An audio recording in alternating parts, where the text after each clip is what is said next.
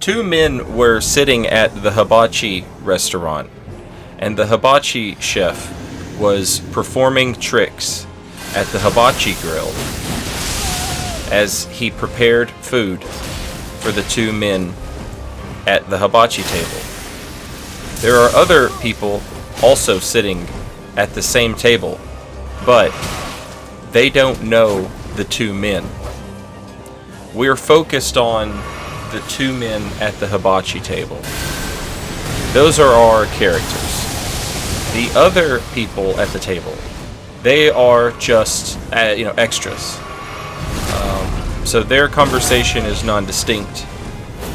We just listen in to the two characters. The hibachi chef is doing tricks with volcano onions with fire and flipping shrimp into the mouths of the patrons sitting at the table and cracking jokes and being very silly. Man number one is very entertained by the hibachi chef and thinks that the hibachi chef is just so good. He laughs and claps his hands at all of the hibachi chef's jokes and tricks. Man number two is happy that man number one is having such a good time, even if man number two is a little embarrassed to be seen with man number one. However, everyone else at the table is having a pretty good time as well, and so man number two doesn't think too much of it. Man number one looks to man number two and says, "See, didn't I tell you? Isn't he the best?" And man number two smiles and nods politely, and they have a good time, and then we leave the hibachi. We're no longer in the restaurant. We are now outside of the restaurant as the two men begin walking home in the city to man number two's apartment. Man number one will not stop talking about how much he really enjoyed the hibachi chef's show at the restaurant. Man number two trying to politely change the conversation in a way that keeps the focus on man number one, but perhaps gets him to change the subject. Man number two asks man number one about the girl that he has started dating. Man number one has to sort of shrug off as the topic changes. He noticeably has to sort of like shrug off the hibachi conversation. Oh, right. Yeah. It's going good, I guess, man number one says about his new girlfriend. He informs man number two that they have gone on a few dates already and that things might be starting to get serious. Man number two asks, how are we going moving forward? What does getting serious mean? What are we going to do? And man number one says that he is not sure, but he'll figure something out.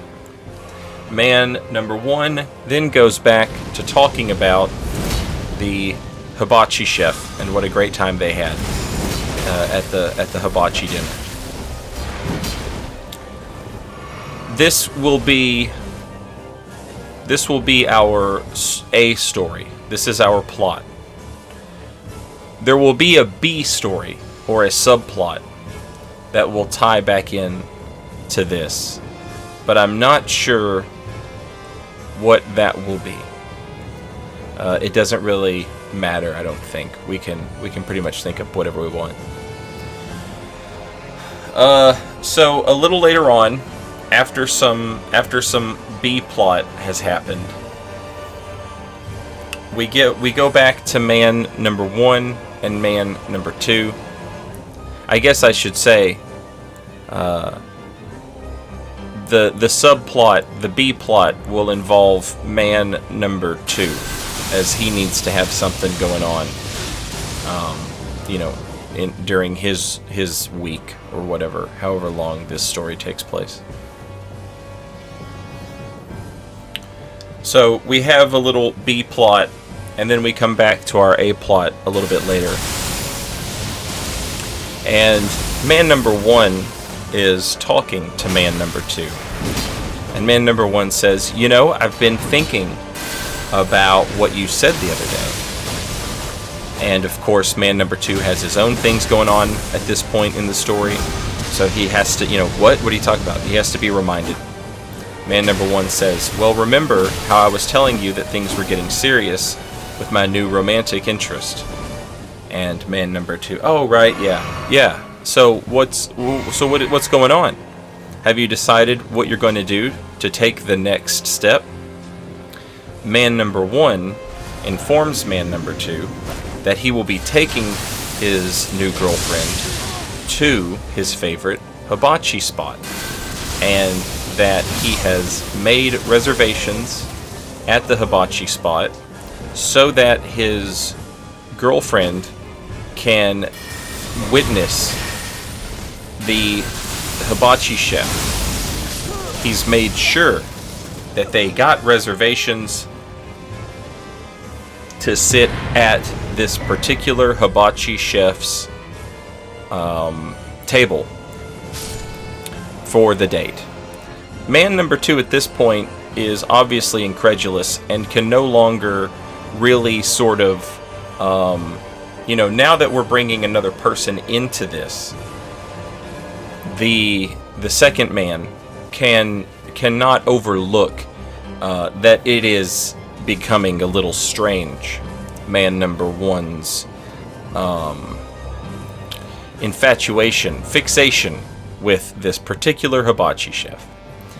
And politely, man number 2 says, are you sure that you want to do that? Is that a thing?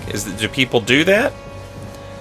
This question is meant to sort of lead the first man into thinking, no, obviously, no, this is not something. But the first man is so fixated and infatuated with the hibachi chef that he says, yeah, why not? Yeah, absolutely. Are you telling me she's not going to have a great time? I took you there. Didn't you have a great time? Man number 2, again, still incredulous. He doesn't know what to say about that. I guess I did. I had a good time. You do that. You go ahead. You take your romantic partner who you are wanting to get more serious with. You take her to the hibachi diner and give it a shot. We'll see how that works out. Man number 1 either doesn't understand the warning or just ignores it and decides that he will take his romantic partner to the hibachi diner to see the hibachi chef that he likes so much. So moving forward, maybe here we have a little bit of B plot break. Maybe we bring the B plot in for a little break, maybe, and give it some time to breathe, as well as giving our hibachi plot a little bit of time to marinate. But when we join back up with man number 1, he's with his new girlfriend, and they are seated at the hibachi restaurant. Now, this is important for the viewer to know. The hibachi restaurant, when you go there, it's just a big open plancha type grill with a long table bumped up against it. And so you can have 3 people sitting in one spot right there. And then there are 2 smaller tables on either end of that table. Now, you can only have people at the long table on one side, because the other side of the table is occupied by the entirety of the hibachi grill. And the hibachi chef just stands there and, cooks. Visually, even if you don't know this, it will become apparent the moment you see it. But for the purposes of this synopsis, I'm explaining it. So you've got one long table parked right next to, or right up against, the hibachi grill. And then you have 2 smaller tables on either end. And so you have a total of 7 seating. 7 seats, sorry. Our character, man number 1, and his girlfriend, they will be seated at one end. And so this leaves the big table unoccupied, and it leaves the other small table unoccupied. However, it's not normal to make reservations at a hibachi restaurant. They are typically not the type of restaurant that requires any type of reservations. You can just go there. So this makes it strange that man number 1 has gone through the trouble of making reservations. However, since he is so infatuated with this particular hibachi chef, it's not outside the realm of possibility that you would have to do that to ensure that you could sit at that person's table. However, as I've mentioned, there are 5 other seats at the table, and they are unoccupied. And typically at a hibachi restaurant, the chef will not start cooking until the tables are either full or mostly full. So the chef would not start preparing a meal with just 2 people, unless the restaurant were, very slow. But this is not the case for us, for our story. Man number 1 is seated at one of the smaller tables with his girlfriend, and then we have some extras show up, and they are seated at the other places. Man number 1 is very excited, and he is explaining to his girlfriend how much she is going to enjoy this experience, how great it's going to be, and how excellent this hibachi chef is. Not only is his food wonderful, but his banter and his showmanship are unrivaled, unmatched. Maybe we could even make it a joke where he says, this guy's great. His banter and his showmanship, or whatever, we can change these words around. But his banter and his showmanship are unrivaled, and the girl even says, is the food good? And he's like, what? Oh, yeah, it's fine.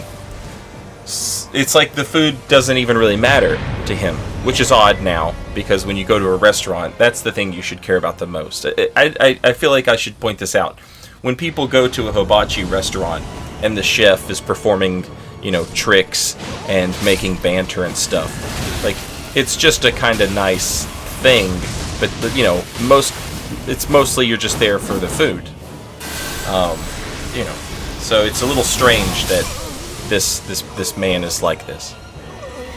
So, maybe we even turn that into a joke. Like I said, she says, was the food good? And he's like, what? Oh, yeah, it's fine. So the chef comes. Man number 1 is visibly excited. He's really looking forward to this. He's, clapping his hands, rubbing his hands together. And, maybe the girl thinks it's cute. Maybe she's a little weirded out, but maybe she thinks it's cute that he's this into it. At the other 5 seats, as I mentioned, we have just, some extras sitting down. one of those seats is going to be occupied by a very annoying man. Okay? Now, this story, maybe I should say, is slightly inspired by the fact that my own personal significant other is all the time accusing me of being on the spectrum and being slightly autistic. And one of the things that apparently bothers people who are on the spectrum is when they interact with someone else who is on the spectrum, who is worse at taking social cues than they are. And I don't know, I've not seen a doctor about whether or not I have autism or not. But that is a thing that genuinely, legitimately happens to me. When I am with a person who has less understanding of social norms and social cues, when I'm out in public and I am around a person who is like that, it really does bother me in a strange way. And yeah, so that's generally what has inspired this plot. So there's this other man, and he is sitting at the table, and he also really enjoys the hibachi chef. Maybe he enjoys the hibachi chef more than our character number one, man number one. Maybe he knows him by name, and maybe he's a little too forward with their social relationship. Maybe the hibachi chef is slightly weirded out by this this guy that comes to his table all the time, and calls him by his name, and right. So maybe the hibachi chef is a little put off by this, and man number one perhaps picks up on this off-putting nature, and he can see that the hibachi chef is, quote, off his game. So every time the man does a trick, every time the hibachi chef does a trick, this awkward man, claps and hoots and hollers, too loud. He's just a little too loud. And as a result, the hibachi chef is doing less tricks and making less banter than he typically does. Perhaps the hibachi chef tries to have banter. Ooh, this is good. The hibachi chef tries to have banter with the girlfriend. Man number one is like, here it comes. She's going to really like this because he's going to have banter with her. But then the awkward man interrupts the banter and injects himself into the banter. And man number one is visibly frustrated by the fact that this awkward man has stolen this moment away from him. And the dinner carries on like this for the rest of the dinner. It carries on in this same way. The girlfriend, is completely unbothered by this. This is not a big deal. It's awkward. It's a little strange, perhaps, but it's not insulting. However, man number one just can't stand it. He's so upset. He's visibly upset about the way that this dinner has gone, and that this woman has had her experience stolen from her by the awkward man. And perhaps she even tries to You know, she's trying to be supportive about this strange fixation that man number one has. You know, she's trying to, you know, ease some of the tension after the dinner. And she says, it's really not that big of a deal. Or, you know, something along those lines. It's really not a big deal. But now this is too far. Now the first man is upset that his girlfriend was not as interested in the hibachi dinner and the chef as he was. And he's like, what do you mean? You know, it's not a big deal. You know, that guy was putting on a performance, and that maniac completely ruined it. He completely ruined his performance, and he stole that experience away from you. And the woman trying to comfort the man is like, really? It's nothing. I don't know what you're getting so worked up for. And this turns into a full-blown argument, and man one storms away. Alright, now we go back to our B story. We go back to our B plot. Whatever happens there, happens there. It should be something else related to the idea of fixation and expectations not living up to reality. With man number two, his plot should revolve around something similar, so that there's some sort of narrative cohesion between the two stories. But we go back to that. Maybe we finish that up, or we can finish it up after we finish this first story up. Either way is fine. So we go back, and now, you know, man number two is dealing with his own stuff. Man number one shows up and is visibly frustrated and angry. Man number two asks what happened. Man number one, we broke up. We broke up. And man number two is obviously, like, just shocked. You know, what has happened? How could it have gone so badly that you've now ended things with this girl that you were getting serious with? And, you know, man number one begins to explain what happened at the hibachi dinner. And that's it. That's our A plot all wrapped up. Obviously, you know, we'd have to write some dialogue to sort of, you know, fill it out. But that's it. That's the story. That's the bit. And I really like it. I've been thinking about it a lot. It started off as me. I was just imagining a guy who gets really into hibachi chefs. And I was thinking, like, man, wouldn't that be a funny thing to be obsessed with? Like, you're just obsessed with this one particular hibachi chef, and, like, none of your friends understand, like, you know. But then, like, you're so obsessed with the hibachi chef that you sort of become defensive when someone else is also enjoying the hibachi chef, as, you know, maybe even more than you are. Or at least they're enjoying the hibachi chef in a way that you think isn't appropriate. That's not how you enjoy the hibachi chef. That's not how you enjoy the hibachi chef.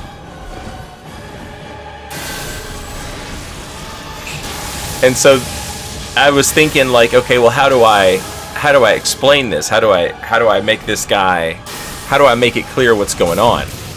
And it became clear that the way to make it, you know, to illustrate it best, the way to illustrate it the best would be to have him on a date with a girl who had not, you know, she did not have the hibachi chef, you know.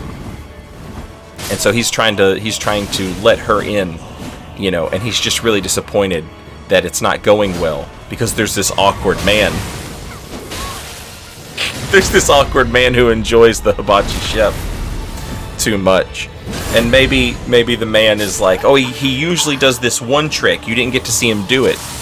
He didn't get to do his trick because of that really... He didn't do it because that really awkward man ruined it.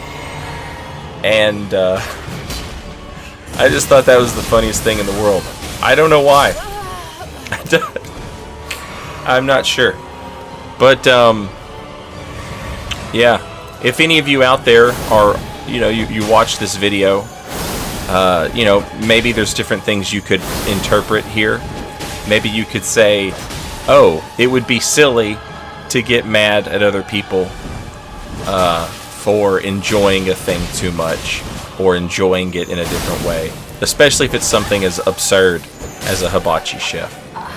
Or perhaps your mom is a writer for a television sitcom, and they need an episode. Well, just have your mom hit me up. Have your mom hit up old Saint Riot. Show her this episode of Hibachi Chef Man. This is the build I've been using.